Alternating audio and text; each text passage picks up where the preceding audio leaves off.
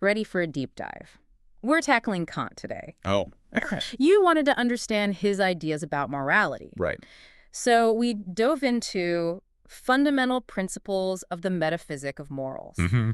Not exactly light reading, You can say that again. but we pulled out the really key points. We're going to connect them to real life so you can actually use these ideas.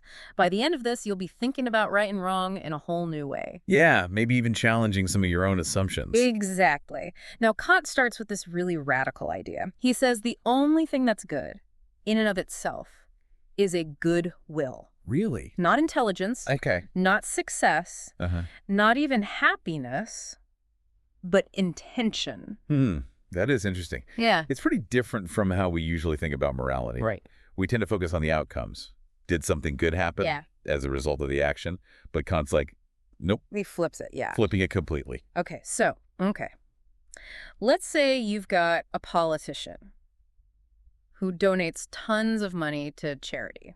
Okay. That's great on the surface, it's great, right? Right. But what if they're just doing it to get votes? For Kant, that totally undermines the moral value because the intention is totally self-serving. Right. Yeah, that makes sense. Makes you think about the qualities we really admire Right. in other people. It's not always their achievements. Yeah.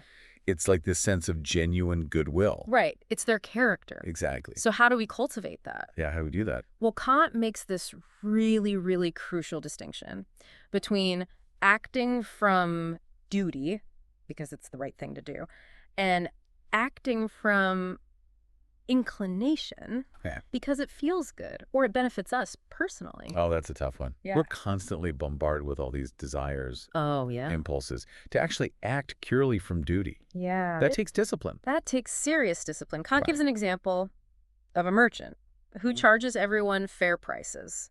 Not because it's good for business, which, Right. Sure. it is. Of course. But because he sees it as his moral obligation.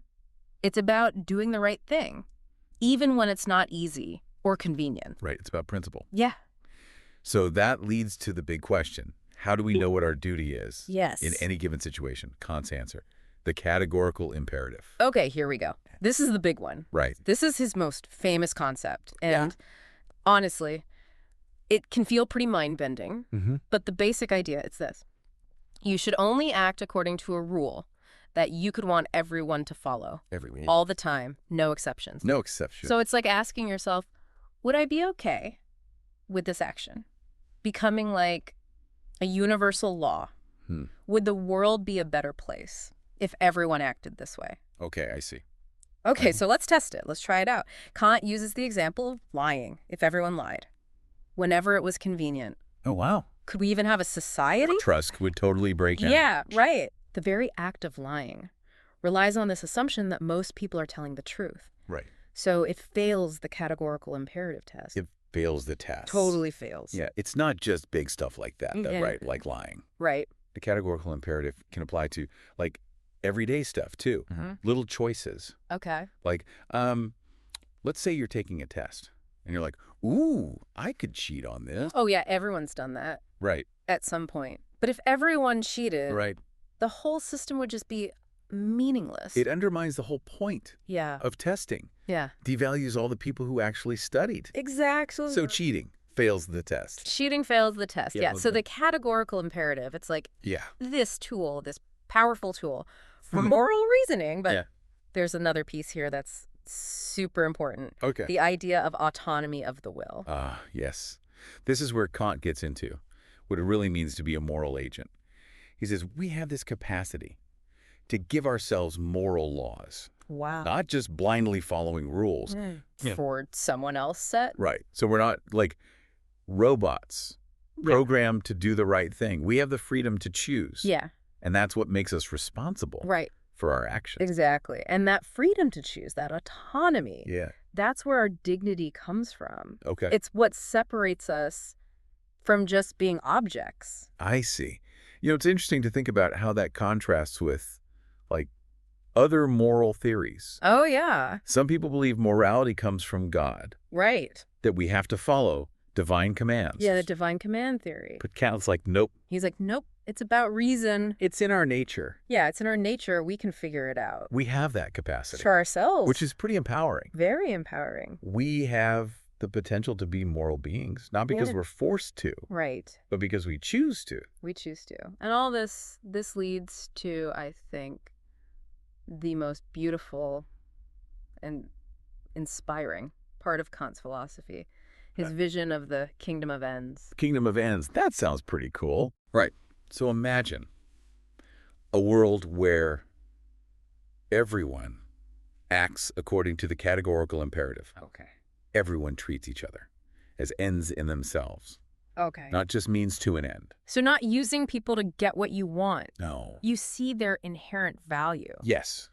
You recognize their dignity. And the kingdom of ends, there's this beautiful harmony between freedom, individual freedom, and universal moral principles. Wow. It's a world where everyone's rights are respected, where people cooperate, understand each other.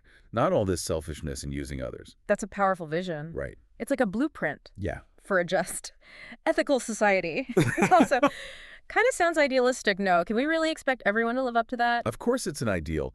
Kant himself knew we'd never perfectly achieve it. Right. In this world. But it's something to work towards. But it's worth striving for, right? It's like a guiding star. Yeah. Aim for it, even if you never quite get there. Right. We can see this ideal influencing ethical discussions today, though, right? Oh, yeah. Think about the movements for social justice, human rights, environmental protection. It's all about that. Right. Treating each other. With dignity. With respect. Yeah. With dignity. Yeah. So even though Kant was writing a long time ago, centuries ago, his ideas are still so relevant to the things we're dealing with today. Absolutely. Now, it's important to remember, Kant also knew there are limits to human reason. Okay. We can't definitively prove certain things, like freedom or the categorical imperative. So does that mean like it's all based on faith then? Or just some blind leap? No, not at all. What Kant is saying is that there are certain things we just have to assume for morality to even make sense. Okay. We got to believe we have the freedom to choose and that there were these universal moral principles guiding our choices. I see. So it's like we can't scientifically prove love exists, but we experience it. Exactly. Perfect analogy. And this shows us that Kant isn't just about cold, hard logic. Right. He's saying there's a place for faith, for intuition, even emotion in our moral lives. So even if we can't explain or prove everything, right, that doesn't mean we give up. We keep searching. Keep searching. For moral truth. Yeah. And that's the beauty of engaging with someone like Kant. He makes us think about the big questions. Yeah. Look at our own assumptions. Re-examine them. And join that ongoing conversation. About what it means to be ethical. Yeah. I think what's really amazing is Kant doesn't shy away from the big questions. Yeah. He wants us to really think about this stuff. To lead into it. Yeah, he's not giving us a rule book. He's giving us like a framework for moral reasoning that we can apply to our lives. So what would you say to someone listening who's like, okay, I get it, but how does this actually help me make decisions? Well, think of it as a toolkit. Yeah. Right. You got the goodwill. Yeah. Always got to check your intentions. Right. Are you coming from a place of genuine moral concern? Not just what you do, but why you're doing it. Exactly. Then you've got the categorical imperative. Right. That test. Yeah. Would I want everyone to do this? Right. Would this make the world better? And if the answer is no, probably not a good thing to do. Probably not a good thing. And then you've got that big vision, the kingdom of ends. Yeah. Where everyone is treated with respect. Right, with dignity. Reminds us that our choices have an impact. On the world around us. You should be trying to create a more just world. So it's not just about me and my morality. It's about how we treat each other. It's about our responsibility to each other. Wow. One of the biggest takeaways for me is this: moral autonomy.